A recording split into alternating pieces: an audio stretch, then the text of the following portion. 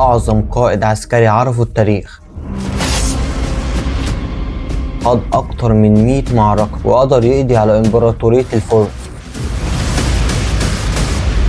سيف الله الصحابي خالد بن الوليد.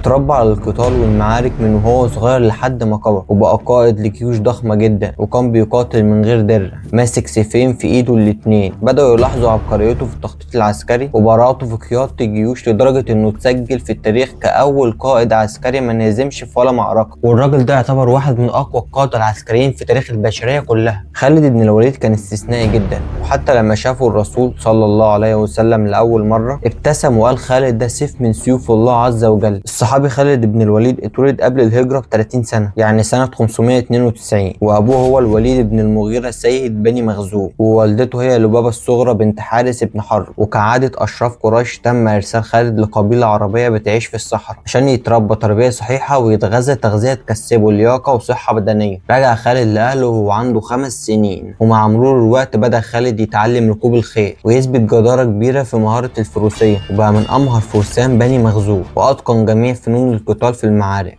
وبقى بيستخدم جميع الأسلحة المعروفة. وقتها بدأ كبرياء وعزة نفسه يزيد مع الوقت باعتباره ابن زعيم قبيلة، ومش أي زعيم، ده أنت بتتكلم في شخص كان بيكسو الكعبة لوحده في سنة، والسنة اللي بعدها كانت قريش كلها بتشترك في كسوة الكعبة. وطبعا ثراء الوليد بن المغيرة خلى خالد مش محتاج يشتغل متفرغ للفروسية لحد ما نزل الوحي على الرسول صلى الله عليه وسلم، وكان خالد عنده 24 سنة. ونتيجة رد فعل الوليد بن المغيرة اللي هو أبو خالد، اللي كان شايف إن خالد بن الوليد ليه الحق في النبوة أكتر من الرسول صلى الله عليه وسلم، التزم خالد موقف الحياد من الدين الجديد لحد ما حصل اول اشتباك بين المسلمين والمشركين من قريش، وكان في غزوة بدر سنة 2 هجريا، واللي انتصر فيها المسلمين برغم عددهم القليل، واللي كان حوالي 340 مقاتل مقابل 1000 مقاتل من قريش. وقدر المسلمين يأسروا 70 واحد من قريش، من ضمنهم 17 شخص من قبيلة بني مخزوم، وكان معظمهم قرايب خالد. على رأسهم كان الوليد بن المغيرة، واللي هو أخو خالد رضي الله عنه. وعلى طول راح خالد وأخوه شام ليثرب عشان يدفعوا الفدية، واللي تقدر ب4000 درهم. بعد هزيمة بدر بدأ المشركين يستعدوا للانتقام وجهزوا جيش مكون من 3000 مقاتل، وتوجه الرسول ومعاه 1000 رجل لمنطقة الشيخان، وانسحب منهم 300 من الجيش، وفضل مع الرسول 700 رجل. مع وصول الرسول وقوات الزحف الأحد كان المشركين في انتظار المسلمين، وقتها أمر الرسول 50 واحد من الرماة بأنهم يصعدوا على جبل العينين والمعروف بجبل الرماة عشان يعملوا غطاء جوي بالسهام لجيش المسلمين. وأمرهم الرسول بعدم النزول من على الجبل إلا بعد انتهاء المعركة نهائيا. ولكن بعد ما صار المعركة كان في اتجاه النصر للمسلمين، نزلوا الرماة من على الجبل عشان الغنايم. ولكن خالد بن الوليد اللي كان قائد لميمنة جيش المشركين وقتها قدر يستغل غلطة الرماة ويلف من خلف الجبل ويقوم بقتل الرماة اللي فاضلين على الجبل، بما فيهم قائدهم الصحابي عبد الله بن الزبير رضي الله عنه، وينزل من خلف جيش المسلمين ويقود الهجوم اللي قدر يرجع للمشركين السيطرة على المعركة تاني. ودي كانت الغزوة الوحيدة اللي خسر فيها المسلمين، وكانت على ايد خالد بن الوليد، ووقتها خسر المسلمين 70 شهيد، وفي المقابل مات 22 من قريش. بعدها اشترك خالد بن الوليد ضد المسلمين في غزوة الأحزاب سنة 5 هجريا، والمعروفة باسم غزوة الخندق، ومعاه 200 فارس، ولكنه ما اشتركش في المعركة بشكل فعلي. وانتهت الغزوة بانتصار للمسلمين بعد ما أرسل ربنا سبحانه وتعالى جند من الملائكة يحاربوا معاهم. وفي سنة 7 هجريا وبعد صلح الحديبية بدأ خالد يفكر مع نفسه في معتقداته الدينية، وأفكاره بدأت تتحول من الأمور القتالية للأمور العقائدية، لأنه كان شخص ما بيؤمنش بالآلهة اللي الناس بتعبدها في قريش. وبعد ما استقر رأي خالد على الإسلام انطلق للمدينة، وهو في طريقه قابل عمرو بن العاص وعثمان بن طليحة اللي كانوا في طريقهم للمدينة عشان يعلنوا إسلامهم. وساعتها الرسول صلى الله عليه وسلم قال إن مكة قد ألقت إلينا أفلاس كبدها، وده طبعا راجع لقيمتهم كقائدين ومحاربين. دخل خالد الإسلام وهو عنده 43 سنة، وبعد إعلان إسلامه ب3 شهور جت الفرصة اللي هيبرز فيها خالد قوته وذكائه وسط صفوف المسلمين، وكانت في غزوة موتة سنة 8 هجرية اللي كان خالد مشارك فيها كجندي. ولكن بعد مقتل القادة ال3 تولى خالد قيادة الجيش وعمل أفضل انسحاب تكتيكي في الحروب وقتها بدون أي خسائر. وبعد الانسحاب من المؤتة بعض أهل المدينة اتهم المسلمين إنهم فروا، ولكن الرسول صلى الله عليه وسلم قال ليسوا بالفرار ولكنهم القرار إن شاء الله. وبعدها قال بصوت مرتفع إن خالد سيف من سيوفك فأنت تنصره. ومن هنا لقب خالد بن الوليد بسيف الله المسلول. دور خالد في غزوة مؤتة خلاه يكسب ثقة الرسول ويكون من ضمن القادة الأربعة اللي قادوا جيش المسلمين يوم فتح مكة، واللي كان عدده 10,000 مقاتل. وحصل الفتح بدون قتال إلا من جهة خالد لما حاول بعض رجال قريش بقيادة عكرمة بن أبي جهل إنهم يهاجموا المسلمين، ولكن قدر خالد إنه يتصدى ليهم ويقتل 12 راجل ويهرب باقي المشركين اللي شاركوا في الهجوم، عشان يبقى قوات جيش المسلمين 12,000 مقاتل. ويتحرك الجيش بعدها للطائف في اتجاه قبيلة بني ثقيف وهوازن المعروفين بكرههم الشديد للمسلمين. ودي كانت تعتبر أول معركة بيكون فيها جيش المسلمين أكبر من جيش المشركين، واللي كان تعداده 100,000 مقاتل. وقدروا المسلمين إنهم ينتصروا في غزوة حنين، واللي اتسمت بالاسم ده عشان وادي حنين اللي شاهد على أحداث المعركة. ودي تعتبر أول معركة يصاب فيها خالد بن الوليد بسبب إنه كان موجود في مقدمة الجيش عشان يمهد الطريق للمسلمين. ولكن الرسول صلى الله عليه وسلم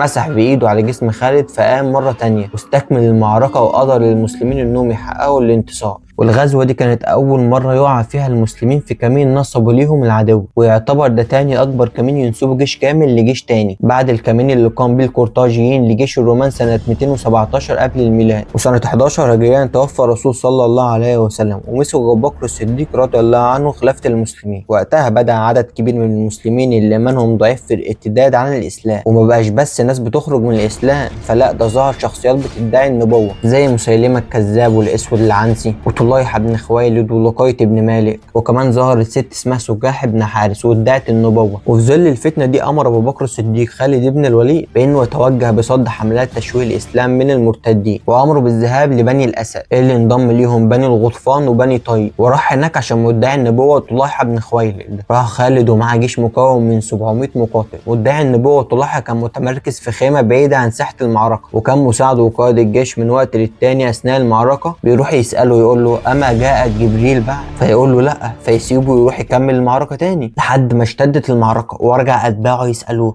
نعملوا ايه؟ قام جهز فرسه وخد زوجته وقال لهم من استطاع منكم ان يفعل مثل ما فعلت وينجب اهله فليفعل. وهرب طليحة على فرسه مع زوجته وانهزم جيش المشركين. وبعدها يا صديقي واجه خالد بن الوليد مسيلمة الكذاب في معركة اليمامة، واللي دارت احداثه في سهل العقرباء في شرق شبه الجزيرة العربية. وكان جيش المسلمين 13,000 مقاتل مقابل 40,000 من جيش مسيلمة. وبعض الروايات بتقول انهم كانوا 100,000 مقاتل، وكانت من اشرس معارك المسلمين في حروب الردة، واللي انتهت بانتصار المسلمين ومقتل مسيلمة الكذاب. ولكن مات كتير من حافظة القرآن في المعركة دي، ونتيجة لده أمر أبو بكر الصديق رضي الله عنه بجمع القرآن في مصاحف، وتم القضاء على باقي المرتدين في الجزيرة العربية في حوالي 5 شهور بس عن طريق حملات منظمة بقيادة عمرو بن العاص في الشمال وخالد بن الوليد في أوساط الجزيرة. ومع انتهاء حروب الردة بدأ التفكير في العراق وفتحها، ومنها تأمين حدود الدولة الإسلامية والقضاء على الفرس. وانطلق خالد بجيش مكون من 18,000 مقاتل من ضمنهم الصحابي القوقاع رضي الله عنه. وأرسل خالد رسالة لهرمز قائد جيش الفرس. طبعا احنا بنتكلم في دولة زي الفرس من أعظم وأقوى الإمبراطوريات في الوقت ده سواء من الناحية الاقتصادية أو الحربية. وصل خالد بجيشه لمنطقة القازمة عشان يعسكر فيها، وبعد ما وصلوا أخبار بتحرك جيش الفرس اللي هناك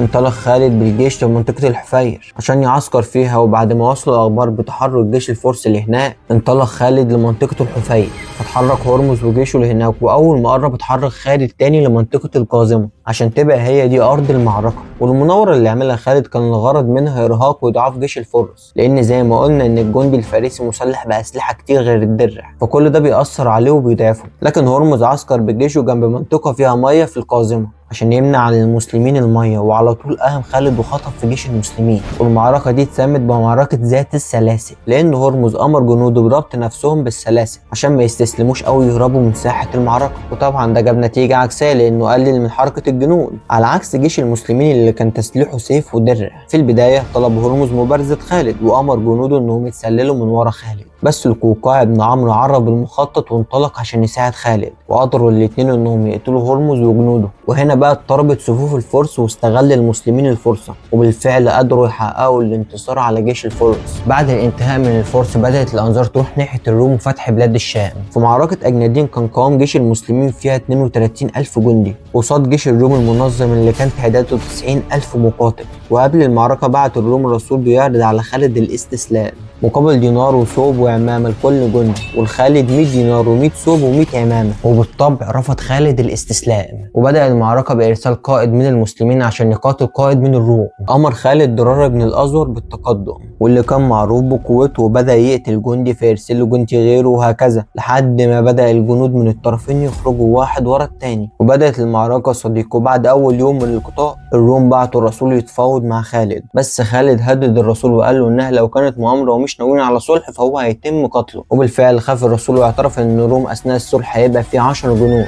وبالفعل أرسل خالد 10 جنود لقتل ال10 جنود اللي المفروض يقوموا بتنفيذ عملية اغتياله. وقام خالد بقتل وردان قائد الروم، وهنا صفوف الروم اتهزت وبدأ القتال ما بينهم. وفي الوقت اللي هترتاح فيه الجنود من المعركة لاستكمالها في تاني يوم، وقاموا بالهجوم المفاجئ على الروم، واللي بدأوا ينسحبوا بأسلوب غير منظم، وده عرضهم لخسائر مفجعة. الروم ما استسلموش وحشدوا أكبر تجمع ليهم، واللي يقدر ب 240 ألف مقاتل، عشان يحاربوا المسلمين في معركة اليرموك اللي هنتكلم فيها الحلقة الجاية إن شاء الله. المعركة دي اتشافت أقوى تكتيكات حروب في العالم، والقائد في المعركة دي كان أبو عبيدة بن الجراح، وتحته كان خالد بن الوليد اللي كان ماسك التخطيط العسكري. وبعد مسيرة حافلة من المعارك اللي قام بيها خالد بن الوليد، لدرجة إن ما كانش فيه مكان في جسمه ما فيهوش ضربة سيف أو رمح، أمر عمر بن الخطاب بعزل خالد بن الوليد بسبب ارتباط فكر المسلمين بالنصر بوجود خالد بن الوليد. وتوفى خالد بن الوليد في فراشه سنة 21 هجريا، وقبل موته قال: ما في بدني موضع شبر إلا وفي ضربة بسيف أو رمية بسهم أو طعنة برمح، وها أنا أموت على فراشي حتف أنفي كما يموت البعير، فلا نامت أعين الجبناء. المسلمين حزنوا حزن شديد على موت خالد. وقال عمر بن الخطاب رضي الله عنه لما سمع النساء بيبكوا عليه على مثله تبكى البواكي. ويمكن دي حكمة من ربنا عز وجل إن خالد ما يموتش في أي معركة، لأنه سيف الله المسلول وما ينفعش يتم كسره.